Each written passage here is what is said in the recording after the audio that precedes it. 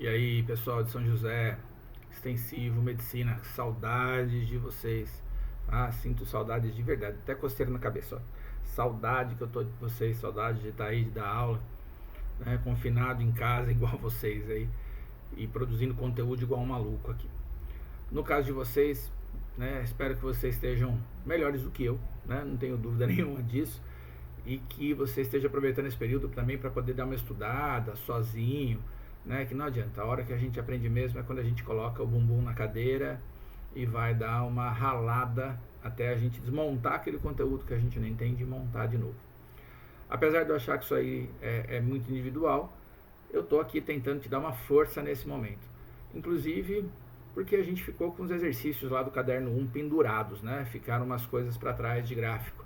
Então eu estou fazendo uma aula de revisão de gráficos e aí eu acho que a partir dessa aula você pode assistir lá no Ângulo Box as aulas 9 e 10 do Miranda. Ah, foi o Miranda que deu essas aulas 9 e 10, que é o começo do caderno 2. Eu assisti as aulas estão boas. A linha que ele segue parece bastante aquilo que eu falaria para vocês em sala de aula. A única diferença é que quando a gente está aqui online, a gente anda mais rápido mesmo. Esse negócio de falar com a câmera não é legal, tá? Preferia estar falando com vocês de fato. Então eu vou fazer uma retomada de gráficos, vou resolver alguns exercícios que a gente ficou para trás.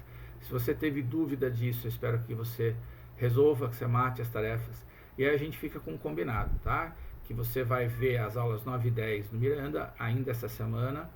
Não sei se você vai fazer isso sábado, se você faz antes de sábado, mas eu vou acabar disponibilizando depois lá no plural, no link desse vídeo. Eu vou disponibilizar para você qual é o horário que eu vou estar ao vivo para te atender no Hangouts, que é muito legal, tá? Achei uma ferramenta bem bacana. Eu posso colocar o Word, eu posso colocar a imagem da internet. A única coisa que eu não consigo fazer é copiar minha mão, né, escrevendo. Não tenho isso, não tenho lousa em casa, mas eu consigo fazer no Word, por exemplo, ao vivo, na hora para você, e acho que vai ser bacana. Então, caso você tenha dúvidas, tanto dessas aulas que a gente vai fechar hoje, quanto das aulas do Miranda que você vai assistir, entre em contato comigo lá no Hangouts, que eu vou deixar o horário disponível na descrição da atividade no plural. Beleza? Bom, o que eu vou fazer então é retomar com vocês algumas coisas que a gente falou de gráficos. Por exemplo, de gráfico da função do segundo grau, a gente chegou a conversar em sala de aula. Nas duas salas eu falei disso. Análise gráfica, que eu vou falar de movimento uniforme mais fácil, a gente vem falando de gráfico desde a aula 1. Tanto que a gente parou de fazer exercício, que eu acho que saturou um determinado momento, e acho que agora a gente faz com mais facilidade. Gráfico de função de espaço por tempo para move é parábola. É função do segundo grau. E função do segundo grau é a parábola. Então você vai ter essas duas possibilidades de parábola. Ou a sua parábola é côncava para cima ou é côncava para baixo. Lógico, quando eu falo essas duas possibilidades, a gente tem mais possibilidade. Eu posso não ter raízes, né? Posso ter nenhuma raiz real. Eu posso ter só meia parábola, um arco de parábola. Por exemplo, né, meu gráfico podia começar aqui, ó, tá? O eixo podia estar aqui, ó, ia ter só movimento, né, acelerado. Então vai depender, evidentemente, de que fenômeno que a gente está estudando. Mas a grosso modo falando, eu tenho duas parábolas aqui que são as mais representativas do nosso fenômeno. Eu tenho duas parábolas em que eu tenho concavidade para cima e para baixo, tá? Elas são côncavas tanto para cima como para baixo, que partem de valores S0, que um é positivo e negativo, que tem duas raízes. Então são as parábolas mais completas, vamos colocar assim, que a gente teria para analisar. A gente sabe que a diferença entre elas de concavidade se dá pelo sinal da aceleração. Então a aceleração positiva, a parábola é côncava para cima, a aceleração negativa, a parábola é côncava para baixo.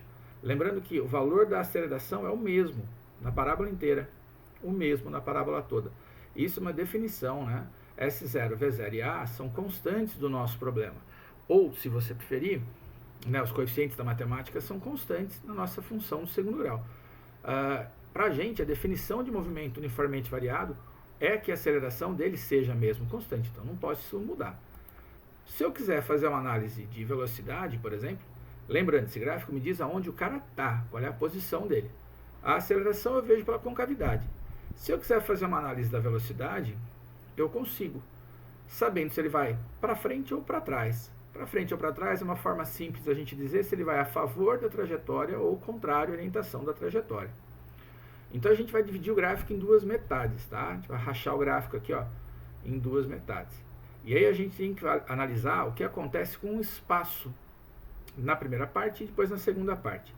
Vamos lembrar, eu não consigo, por este gráfico, direto, de maneira simples, determinar quanto vale a velocidade instantânea. Tá? Isso aí, se a gente tivesse visto o cálculo, a gente podia fazer pela derivada da função. A gente não viu. Então eu consigo fazer uma estimativa de para onde ele vai e qual é o sinal. Mas determinar o valor, a gente vai ver um exercício como a gente faz. Então vamos lá, o cara partir de uma posição positiva e à medida que o tempo passa, ele está andando para o zero. Então ele está andando para trás, está indo contra a orientação da trajetória. Passou pelo zero e continua andando valores negativos. Beleza? Então essa primeira parte aqui, ó, é de movimento retrógrado. Tá? Em todo esse trecho ele andou para trás. Ô professor, mas e o T1, que significa? Que ele passou pelo zero, é a raiz da função. É uma função de espaço, ele passou pela posição zero. Quando chega aqui, ó, no tempo 2, o tempo 2 seria o nosso x do vértice, nosso gráfico, então, vai ter uma mudança. Ó. Meu espaço começa agora a ser crescente. Então, ele começa a aumentar. Então, gráfico de espaço que é decrescente me indica velocidade negativa. Olha aqui, ó, decrescente e velocidade negativa. Eu tenho aqui e tenho aqui também. Eu tinha atingido uma posição máxima e agora começa a diminuir o espaço. Ele vai para o zero e vai para valores negativos. Ó. Este cara se assemelha a isso aqui. Então, são velocidades negativas. Ele está andando contra a trajetória. Por outro lado, ó, aqui o espaço está aumentando. Então, ele saiu do número negativo, passou pelo zero, foi para um valor positivo. Aqui também, minha posição inicial era negativa, passou pelo zero, foi para um valor positivo. Beleza? Então, ó, gráfico que é decrescente, gráfico de espaço, eu sei que a velocidade é menos. Crescente, eu sei que a velocidade é mais. A aceleração me dá pela concavidade da parábola. Bom, o que acontece nos vértices da minha parábola? Se aqui ele estava indo contra a trajetória e aqui ele vai para frente, no vértice ele teve que parar para fazer a inversão de sentido. Ele ia para trás, foi até a posição máxima para trás, negativa, para e volta. Ou ele estava indo lá progressivo, né? Popularmente aí para frente, parou e vai voltar. Então, no vértice da parábola, eu sei que a velocidade tem que ser nula, ok? Tá? Então, no vértice a velocidade é nula. Como é que a gente classifica esses movimentos, então, em acelerado ou retardado? Olha lá. Para classificar em acelerado ou retardado, eu tenho que olhar para o sinal do V e do A. Se a velocidade tem um sinal e a aceleração tem outro, o movimento é retardado. Se a velocidade tem o mesmo sinal da aceleração, ó, as duas são positivas, ele é acelerado. Então veja, ele estava indo para trás, mas com uma tendência de parada. Ó. No vértice da parábola ele para e volta. Pessoal, se a sua parábola é uma parábola completa como essa, ó, gráfico de espaço, e ela tem vértice, tá? Necessariamente ele para no vértice. Ué, um pouco antes do vértice, então ele estava parando, o movimento tem que ser retardado. Depois do vértice ele vai acelerar, o movimento é acelerado. Tá, ó, então, antes do vértice, nosso tempo só pode vir para esse lado, né? A velocidade vai tendendo a zero e aqui se afasta de zero. Beleza? É uma alegria. A gente entende esse primeiro e aí a gente se enrosca no segundo. Porque o segundo também é de movimento retardado. Ah, mas o gráfico é para cima. Então, gráfico para cima, crescente, indica que a velocidade é mais. Só que a aceleração é negativa. Sinais diferentes gera movimento retardado. Olha lá, ele vai para frente, mas olha o que acontece com a minha curva. Ela tende a parar de subir. Tá? Ela tende a zero. Esse cara está parando. Ó. Tá? Ele está vindo com uma velocidade positiva, mas está parando. E depois disso, para e volta acelerando. Tá? Então, movimento acelerado, porque a aceleração e a velocidade têm o mesmo sinal. As duas são negativas. Cuidado, que a gente tem uma tendência de classificar o movimento acelerado com velocidade positiva e aceleração positiva, e o movimento retardado com velocidade mais e aceleração menos. É correto? Sim, eu falei uma informação correta. Entretanto, não é a única possibilidade. Tá, ó, aceleração negativa e velocidade negativa também dá movimento acelerado. Ok? Então toma cuidado, eu posso ter uma aceleração negativa e ter movimento acelerado, desde que a velocidade seja para o mesmo lado. Belezinha? Função do segundo grau. Bom, tinha um exercício na sua apostila que falava sobre um piloto, Ken Brock, uma coisa assim lá, e que ele realizava manobra e o gráfico do espaço por tempo da manobra era esse aqui. Tá? Era esse gráfico que a gente tinha. Antes da gente começar a resolver a questão, tá? Então, se você tiver com a apostila na mão, alfa 1, frente B, página 481, é a questão 1.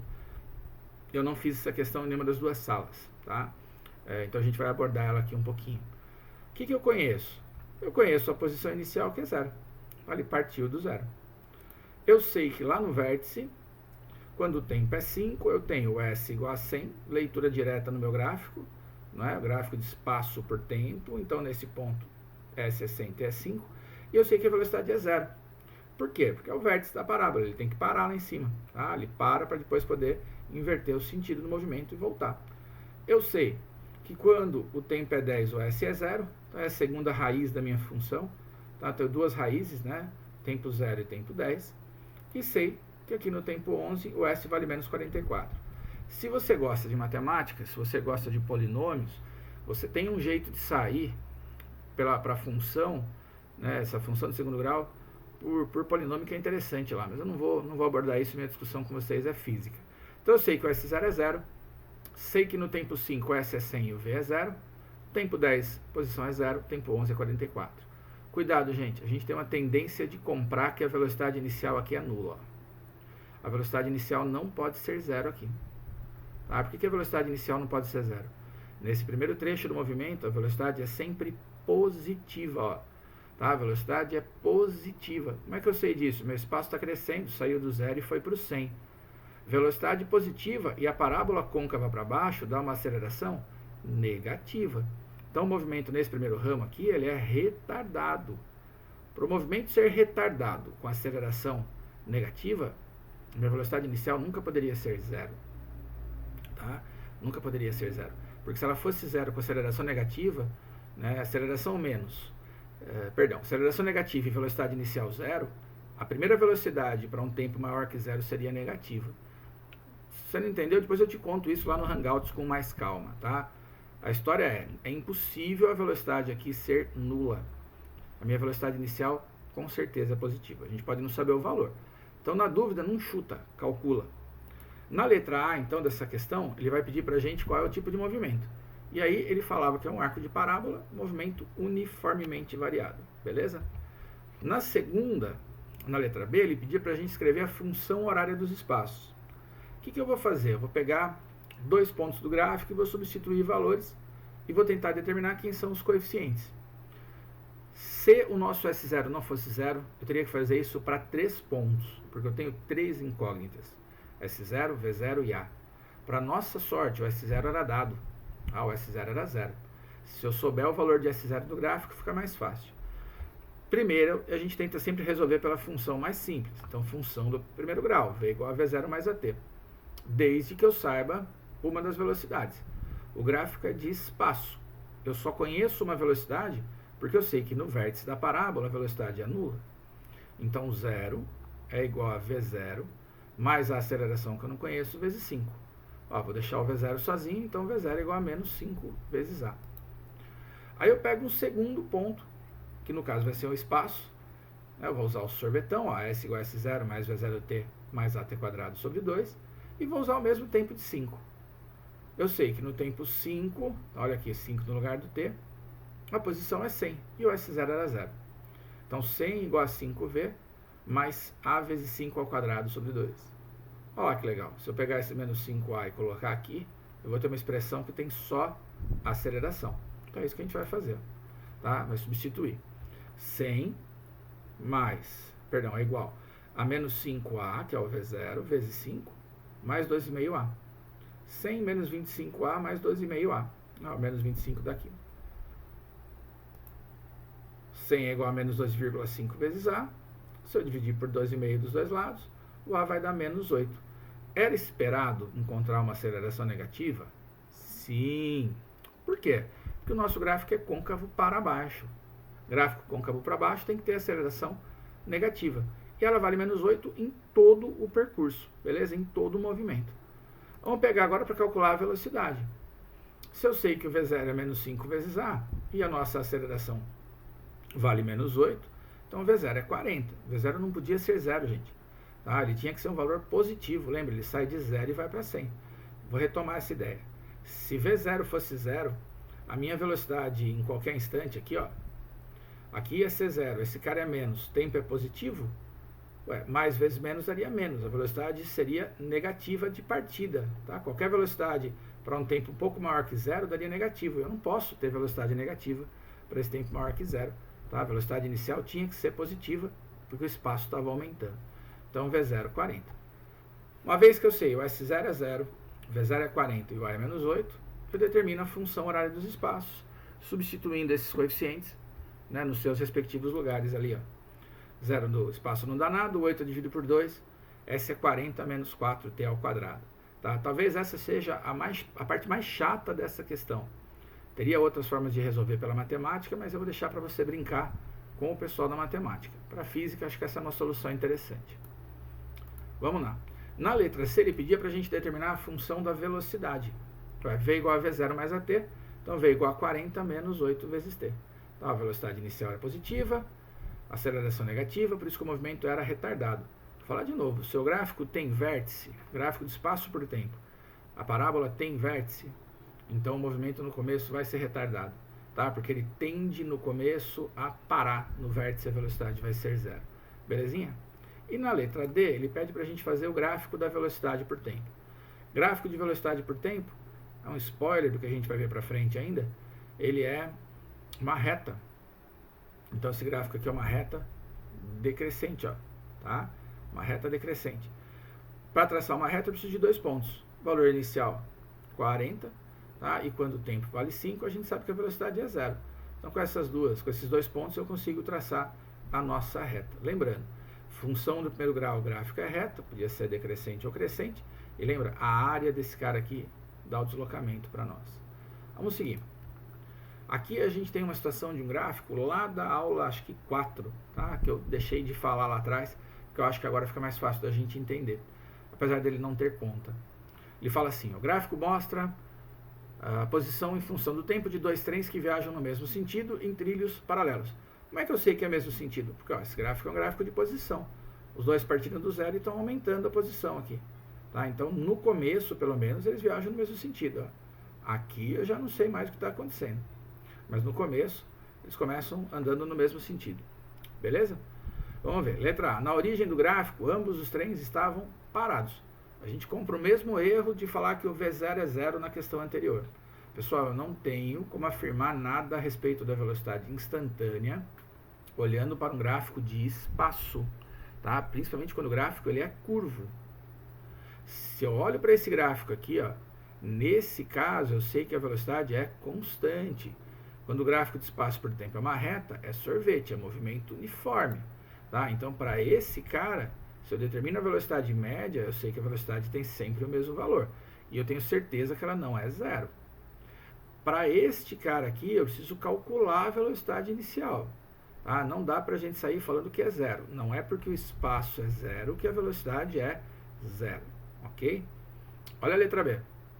Os trens aceleraram o tempo todo. Bom, o A é movimento uniforme. Se o movimento é uniforme, o movimento não pode ser acelerado. Tá? Então, isso aí está errado. C. No instante T, alguma coisa que eu não estou enxergando aqui, ambos os trens têm a mesma velocidade. Olha a vontade que o seu cérebro tem de comprar e falar que aqui eles estão em alguma coisa igual, então é a mesma velocidade. Só que o nosso gráfico é um gráfico de posição, um gráfico de espaço. Então a velocidade não é igual. Tá? O que é igual aqui é o lugar. Nesse instante eles estão no mesmo lugar, na mesma posição. Aqui representa o encontro dos dois para a gente. Letra D. Ambos os trens têm a mesma aceleração em algum instante anterior a esse tempo aqui. Bom, a gente sabe que o A é movimento uniforme e o B é move. Esse cara não tem aceleração. Esse tem. Ué, esse aqui é zero e esse é um valor negativo. Parece que isso aqui é uma parábola côncava para baixo. Né? Tá? Se fosse uma parábola, mas ele não é um movimento retilíneo, não é movimento uniforme, perdão. Então ele deve ter uma aceleração. Ué, um não tem, o outro tem. Não existe o valor que elas são iguais. Desse cara é zero, tá? Desse eu não conheço. Belezinha? E aqui, ó, letra E, os trens têm a mesma velocidade em algum instante anterior ao T aqui. Por exclusão, essa é a nossa resposta.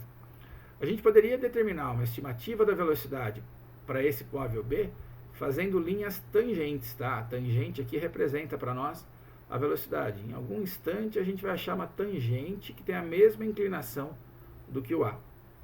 Mas dá para a gente eliminar as anteriores e chegar nessa resposta. Tá? A gente mata as anteriores aí. Vou passar para frente. A resposta é a letra E.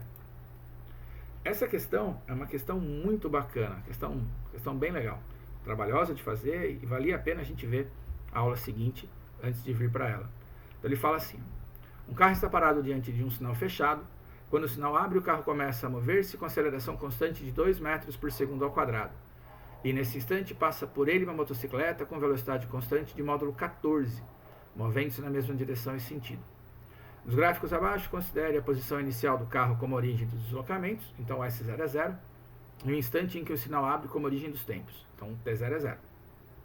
Em cada gráfico, uma curva refere-se ao movimento do carro e a outra ao movimento da motocicleta. É correto afirmar que, vamos ver lá, letra A, o carro alcançará a motocicleta quando suas velocidades forem iguais. A gente sabe que isso não é verdadeiro, né? Tá? O carro alcança a motocicleta quando as suas posições forem iguais, é um encontro de móveis. Segundo afirmativo, o carro alcançará a motocicleta no instante t igual a 14.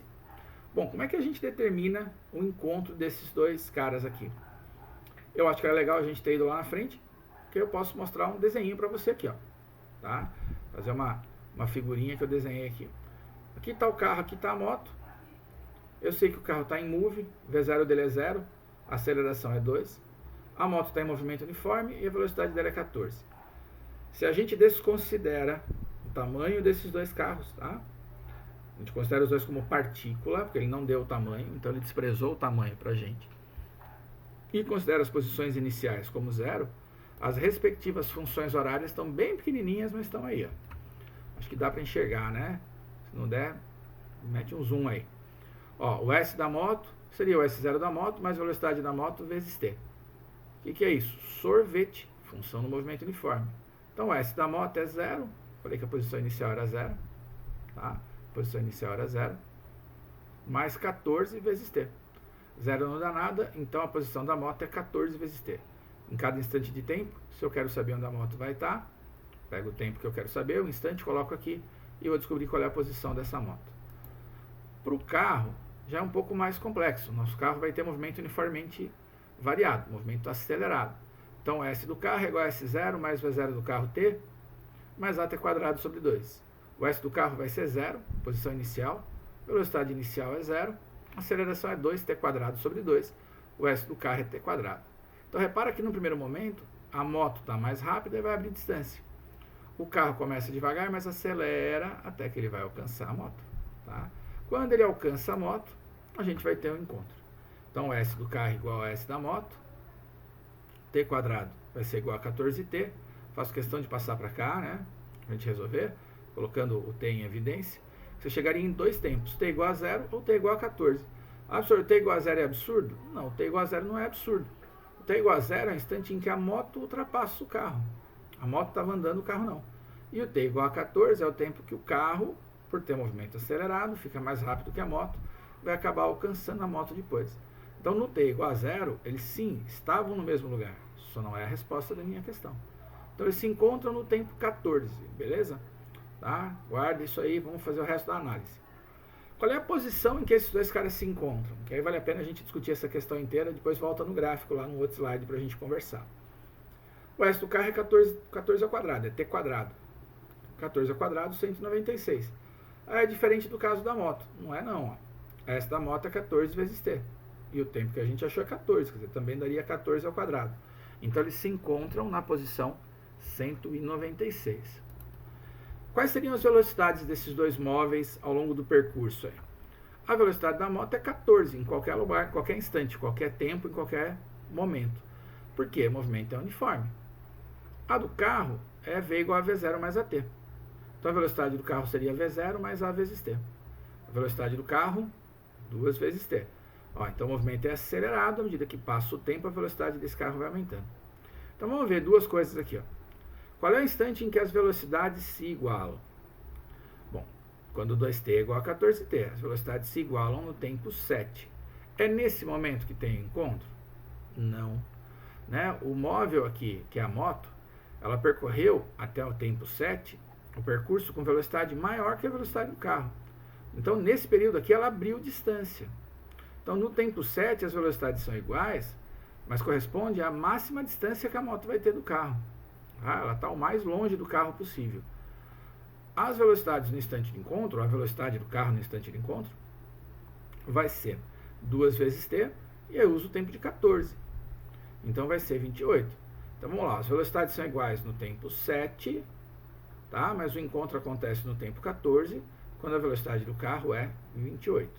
Com base nessas informações, nessa ideia da nossa função ser do primeiro grau, tá? Ou ser do segundo grau, a gente consegue identificar quais são os gráficos. E aí o bom dessa aula online, né, é que você volta nisso para quantas vezes você quiser para você tentar entender. Então vou dar uma passada aqui, ó. Vou voltar para o nosso gráfico lá. Lembra, a afirmativa 1 a gente sabia que estava errada. A afirmativa 2, a gente discutiu agora, eles se encontram sim no tempo 14. 3. O carro alcançará a motocicleta na posição 64. Não é, a gente calculou, chegou que é na posição 196. Beleza? Vai lá. Então, por enquanto, a única correta é a 2. 8. As acelerações do carro e da motocicleta em função do tempo podem ser representadas pelo gráfico 2. Acelerações do carro e da motocicleta. Bom, a aceleração do carro é 2. E da motocicleta? É 0, porque ela executa movimento uniforme. Nenhum desses 3 gráficos tem uma aceleração nula. Tá? Nenhum deles tem 0 aqui, ó. Nenhum gráfico está em cima do eixo do tempo. Então eu não sei se isso aqui foi intencional para confundir ou se alguém bobeou, porque não tem ninguém que tenha aceleração 0. A aceleração desse cara é constante, a aceleração dele é variável. Tá? Não tenho, esse gráfico não representa para mim a aceleração, tampouco esse. Não tem ninguém em cima do 0, então não tem nenhum gráfico de aceleração aqui. 16. Os deslocamentos do carro e da motocicleta em função do tempo podem ser expressos pelo gráfico 1. Tá? Deslocamento pelo gráfico 1 não pode. Por que não pode? Porque o deslocamento da moto é uma função do primeiro grau, beleza, seria isso, né? Movimento uniforme, e o do carro é uma função do segundo grau, então ele não pode ser isso. Ou o da moto não poderia ser isso, que seria uma situação de repouso. Tá? Então vamos brincar aqui, ó. Para a gente poder imaginar qual gráfico seria o gráfico de espaço por tempo, necessariamente eu deveria ter o gráfico do carro sendo uma parábola. Então esse pode representar o gráfico do carro, enquanto esse representa o gráfico da moto. Esses dois caras se cruzam. Cruzamento de espaço por tempo representa para a gente a situação do encontro. Então aqui eu tenho no encontro em 14 segundos na posição 196. Ó, esse gráfico aqui ele não vai servir para a gente, ele não representa nada, tá? Não vai indicar nada para nós. Entretanto, o terceiro gráfico ele é o gráfico da velocidade por tempo. Como assim o gráfico da velocidade por tempo? Vamos lá. A velocidade da moto é sempre 14. Enquanto a velocidade do carro ela vai aumentando. No instante de tempo 7, ela é igual, mas ainda não aconteceu o encontro. A gente vai usar na próxima questão para resolver a área do gráfico. Ó.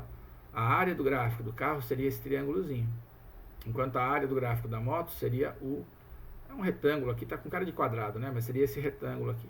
A área da moto, portanto, o espaço percorrido pela moto é maior que o do carro. Ainda não houve o encontro. Né? Para acontecer o encontro, eles têm que andar mais 14 segundos. Quando a gente pegasse aqui o 14 segundos, você ia perceber que as áreas são iguais. Então esse é o gráfico de velocidade por tempo. Moto constante, carro com ação do primeiro grau partindo do 0,0. E aqui as posições de encontro. Beleza?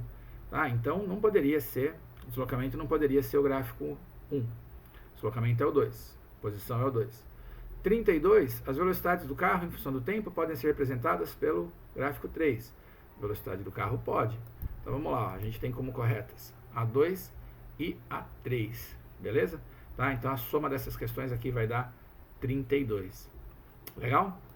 A questão 3 dessa mesma aula, tá? Dessa mesma sequência, é uma questão do Enem que é bem trabalhosa de fazer. Então eu vou dar uma lida nela aqui e depois eu vou parar e vou colocar um vídeo da minha mão resolvendo a questão. Tá? Eu resolvi, gravei e vou acrescentar nessa nossa aula aqui. Então ele fala que tem um motorista que atende a uma chamada de celular levado à desatenção, aumentando a possibilidade de acidentes. Considere que 2 motoristas, o primeiro atende o segundo utilizando o celular enquanto dirige. Eles aceleram seus carros inicialmente a 1 metro por segundo ao quadrado. Em resposta a uma emergência, freiam com uma desaceleração igual a 5 metros por segundo ao quadrado. O motorista atento aciona o freio a velocidade de 14, enquanto o desatento, em situação análoga, leva 1 segundo a mais para iniciar a frenagem.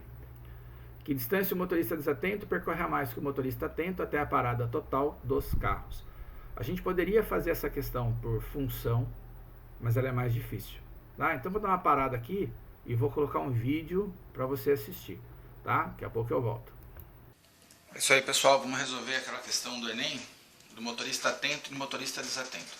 Eu acho que a minha abordagem aqui para tornar essa questão mais rápido, né? Talvez mais fácil, seja pelo gráfico da velocidade por tempo para os dois motoristas, ok?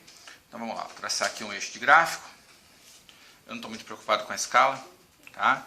Já que é prova do Enem, então a gente não tem que deixar a resolução. Então a gente não precisa investir um tempo muito grande aqui na escala, pelo menos não para a resolução que eu estou propondo para você agora, para você poder ver como é que a gente trabalharia uma questão que a princípio seria meio complicada. Se a gente fosse fazer por equações, como a solução por gráfico fica melhor. O texto fala pra gente que os motoristas, né, nesse caso os dois, eles aceleram uma taxa de 1 metro por segundo ao quadrado. E o motorista atento acelera por 14 segundos. Bom, se o cara tem uma aceleração de 1 metro por segundo ao quadrado durante 14 segundos, óbvio que ele vai atingir a velocidade final de 14 metros por segundo. A velocidade aumenta 1 metro por segundo a cada segundo. Então aqui eu tenho 14 segundos, 14 metros por segundo de velocidade. O que ele vai fazer agora? Vai frear. E a taxa de retardamento, a taxa de frenagem é de menos 5 metros por segundo. Vamos puxar um rascunho aqui em cima. Ó. Eu tenho uma aceleração de menos 5. Tá? Porque ele está freando, metros por segundo ao quadrado. E eu quero fazer a velocidade variar em menos 14 metros por segundo.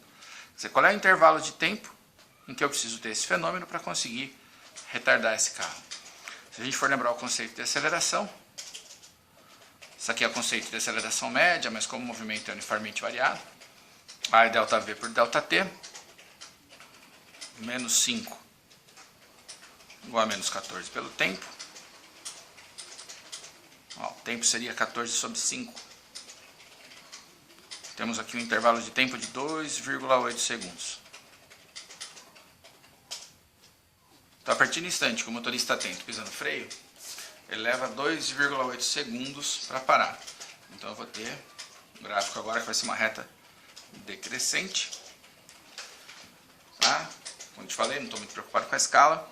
E aí eu sei que o tempo onde ele para aqui é o 16,8. Os 14 mais os 2,8 segundos, que é o tempo de frenagem. Então isso aqui representa o gráfico do motorista atento. O desatento, o que ele faz? Ele acelera por 1 segundo a mais do que o motorista atento. Então nosso gráfico, ó, até os 14 segundos, ele é igual.